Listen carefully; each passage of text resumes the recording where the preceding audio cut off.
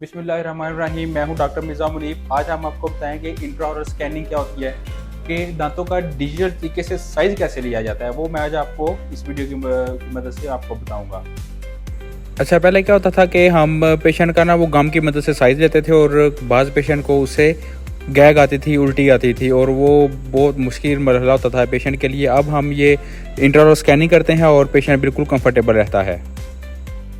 अब ये लाइट की मदद से ये सारे दांत स्कैन हो रहे हैं और इसी के ऊपर अब हम दांत बना सकते हैं। अब देखें, ये हम इधर ये दांतों को स्कैन कर रहे हैं, तो सेम इसी तरह हमें वो लैपटॉप के अंदर ये चीज़ मिल रही है। ये देखें, एज इट इज़। ये लेटेस्ट टेक्नोलॉजी है, ये पाकिस्तान में अभी चंद ही क्लिनिक्स के ऊपर अवेलेबल है। अगर आप भी हमसे डेंटल ट्रीटमेंट करवाना चाहते हैं तो दिए गए व्हाट्सएप के ऊपर कांटेक्ट करके आप अपनी अपॉइंटमेंट बुक कर सकते हैं।